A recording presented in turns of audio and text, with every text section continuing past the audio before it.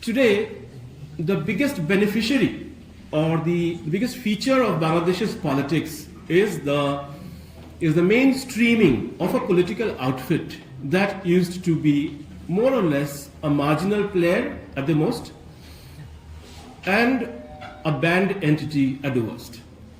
Jamaat-e-Islami's emergence as a mainstream drawing room-based political party is really the biggest thing that's happened in Bangladesh in the last 16 months and 17 months. Because Jamaat-e-Islami was banned at the last phase of Sheikh Hasina's government.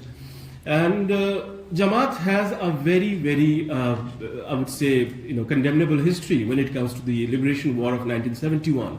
It was involved in sabotage, it was involved in killings, it was involved in sexual violence against Bengali women in 1971.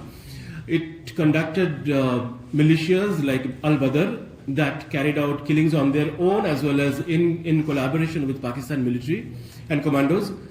And that Jamaat-e-Islami has turned such a round that has turned full circle that Jamaat today is now being described, and Jamaat is also talking as if it is a rational player. So the mainstreaming of Jamaat-e-Islami is something that we really have to see as the biggest outcome, or rather the most significant outcome of the last 16-17 months of political unrest that has swept Bangladesh.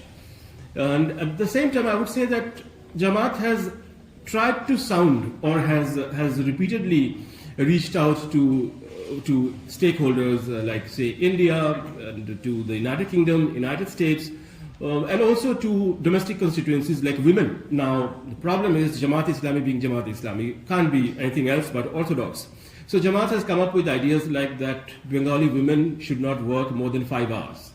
Now, that has sort of triggered a storm among the political class of Bangladesh, and as a result, many women activists and many women leaders who were considering to align with Jamaat-e-Islami have actually quit and launched themselves as independent candidates.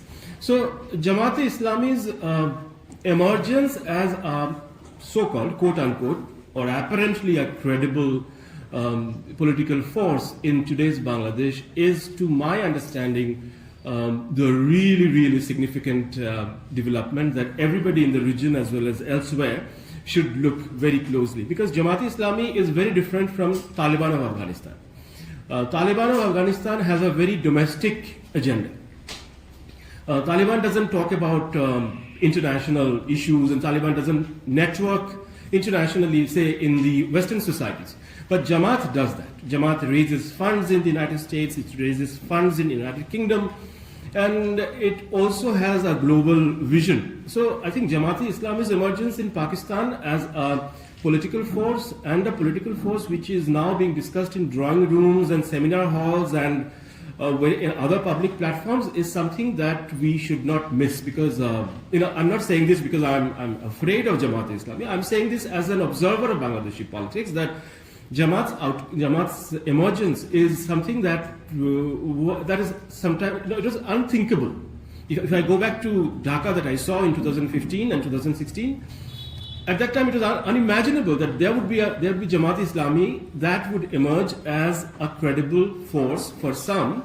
And today there are talks that Jamaat may actually emerge as the second largest party, or perhaps emerge as by accident the largest party. So